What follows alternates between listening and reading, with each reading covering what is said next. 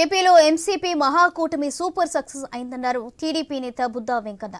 ఎంసీపీలో ఎం అంటే మోదీ, సి అంటే చంద్రబాబు, పి అంటే పవన్ కళ్యాణ్ అని నిర్వచనం చెప్పారు. ఏపీలో 130 స్థానాల్లో కూటమి గెలుస్తుందని ధీమా వ్యక్తం చేశారు. ప్రజలతో పాటు ఉద్యోగులంతా కూటమికే ఓటు వేశారని, చంద్రబాబు 4వ సీఎంగా ప్రమాణ స్వీకారం చేస్తారని అన్నారు. ఈ ఎన్నికల్లో మంత్రి బొత్స సత్యనారాయణ, ఆయన సత్యమణి ఇద్దరూ ఓడిపోతారని, జగన్ గెలుస్తారని బొత్సతో పాటు సజ్జల రామకృష్ణారెడ్డి మాయమాటలు చెబుతున్నారని వెంకన్న అన్నారు.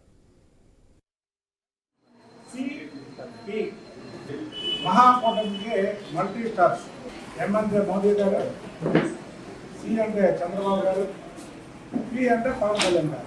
ఈ ఎంసీపీ మల్టీ స్టార్ మహాకూటమి ఆంధ్రప్రదేశ్లో సూపర్ డూపర్ హిట్. ఆంధ్రప్రదేశ్లో ఈ ఎంసీపీ మహాకూటమి 130 సీట్లు పైగా గెలవబోతుంది. 2014లో తెలుగుదేశం పార్టీ 104 సీట్లు వస్తే దాన్ని కూడా క్రాక్ చేయబోతుంది.